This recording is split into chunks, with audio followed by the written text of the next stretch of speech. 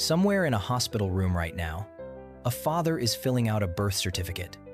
He has no idea that the name he is about to write down will follow his child through every stage of life, into their identity, into their character, and in ways he cannot yet imagine, into their spiritual destiny. Most parents choose a name because it sounds beautiful, because it honors a grandparent, or because it was trending that year. Almost no one asks the one question that matters most. What does this name declare over my child's life? Today, I want to show you something the church rarely talks about. We are going to talk about 6 names you should, and never give your child according to the Bible, and why the name you choose may be speaking something over their future long before they ever say their first word. Scripture never treats names lightly. In the Bible, names were never random. They were prophetic. God changed Abram to Abraham. He changed Jacob to Israel. He instructed Mary and Zechariah exactly what to name their sons before they were even born. Proverbs 22:1 tells us, "A good name is more desirable than great riches." If God cares this much about names, shouldn't we? Let us look at each one carefully. 1. Never give your child a name rooted in a false god. This is the most overlooked danger in modern baby naming, and it is hiding in plain sight. I remember a young couple in our congregation who fell in love with a name simply because it sounded elegant and unique. It wasn't until an older woman gently pulled them aside that they discovered the name they had chosen was the modern form of a goddess worshipped in ancient Rome. They were horrified.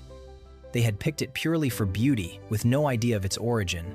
Something in me felt deeply uneasy watching how easily this could happen to any of us in a culture that no longer teaches where our words come from. Exodus 23:13 says, "Do not invoke the names of other gods. Do not let them be heard on your lips." To invoke a name is to call it into being, to speak it into existence. When you give your child a name that carries the identity of a false god, even unknowingly, you are speaking that identity over your child's life every single time you call them home for dinner. This does not mean you should panic over every unfamiliar name. It means do your research before you decide, and ask God to reveal anything hidden inside the name you love. 2. Never give your child a name that declares a curse over their life. Words spoken in your darkest season should never become the name your child carries for the rest of theirs. I once knew a woman who named her son during the hardest year of her life, a year marked by depression, loss, and quiet despair. Without realizing it, the name she chose meant sorrow in her native language. Years later, she confessed to me, with tears, that she felt as though she had unknowingly written her own pain onto her child's identity. This is not a new struggle. 1 Chronicles 4-9 tells us, "His mother had named him Jabez, saying, 'I gave birth to him in pain.'" Jabez spent his life carrying a name that literally meant he causes pain. But notice what happened next. Jabez had to pray specifically to break the weight of his own name. "Oh, that you would bless me and enlarge my territory." And God granted his request. If you are naming your child in the middle of hardship, do not let your present pain choose their future identity. Ask God for a name that speaks his promise over them, not your unhealed wound. 3. Never give your child a name meant to build your legacy instead of God's. Some parents don't name their children to bless them, they name them to be remembered. I remember a father who insisted on a very specific family name for his son, not out of love, but out of ambition. He spoke openly about wanting his son to carry the family name to greatness, as though the child existed to complete a mission that belonged to the father, not to God. It wasn't affection I saw in his eyes when he spoke about it. It was pride wearing the mask of tradition. Genesis 11:4 records the builders of Babel saying, "Let us make a name for ourselves." That single sentence reveals the heart behind the entire tower's self-glorification, disguised as ambition. When a name is chosen to elevate the parent's reputation, rather than to bless the child's future with God, the child becomes a monument to someone else's ego before they have even taken their first breath. Pray that the name you choose blesses your child's relationship with God, not your own legacy. If this is already making you think differently about the name you gave or the name you're about to give, brother, sister, please subscribe to this channel and write in the comments, Lord, let my child's name carry your purpose. Now let us continue, because the next three are the ones most parents never even consider. 4. Never give your child a name chosen purely from trend culture. Without any meaning at all, an empty name raises a child with no anchor, and in a world already starving for identity, that absence speaks louder than you think. I once sat with a mother who admitted, almost embarrassed, that she picked her daughter's name entirely from a trending list online. No meaning, no prayer, no thought beyond how it sounded next to the last name. Years later, her daughter asked her one simple question that left her speechless. "Mom, why did you name me this? What does it mean?" And she had no answer to give her own child. This may seem like a small thing, but Isaiah 43:1 reminds us of something profound. "I have summoned you by name. You are mine." God does not call his children by trend. He calls them by purpose. A name is meant to be a declaration, a sentence spoken over a life before that life has even had the chance to speak for itself.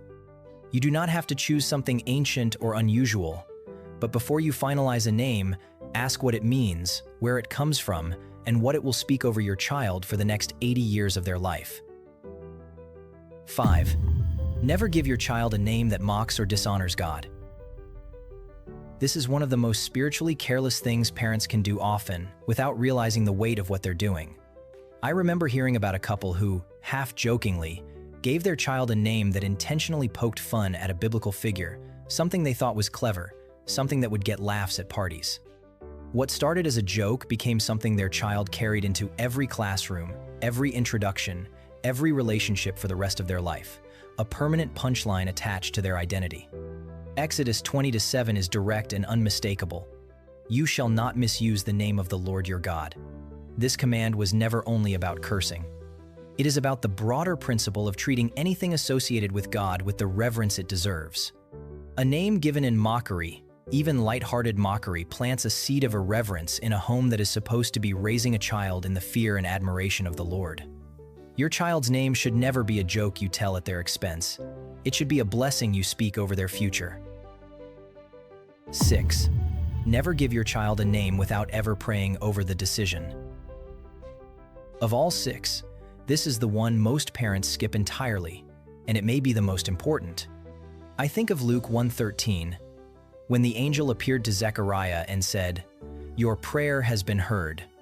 Your wife Elizabeth will bear you a son, and you are to call him John." The name was not chosen at a baby shower. It was not picked from a book. It came directly from heaven, in response to prayer, before the child was ever born. I have sat with countless parents who spent more time debating a name on social media than they ever spent asking God about it in prayer. We research meanings, we check popularity charts, we ask friends and family for opinions, but how often do we simply stop and ask the one who already knows exactly who this child is called to become? You do not need an angel to appear in your bedroom for this to apply to you.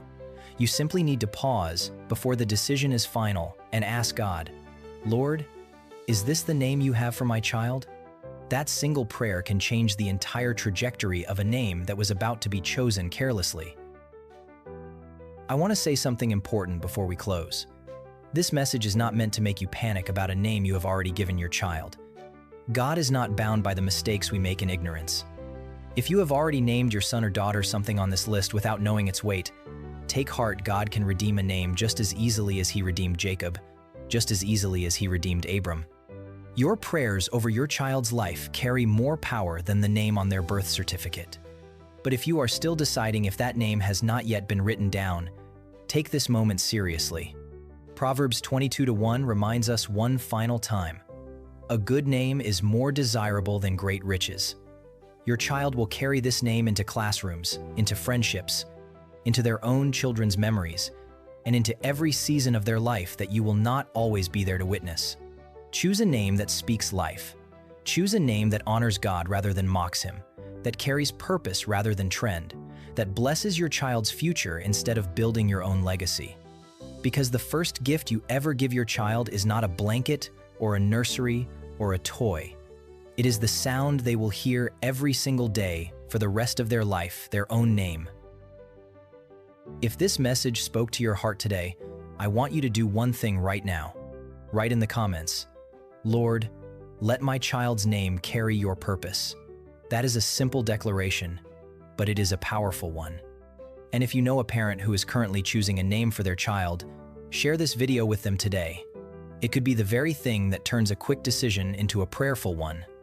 Do not forget to subscribe to Bible Truth Zone so we can keep growing together in biblical wisdom every single week. God bless you, my brother, my sister. Until next time.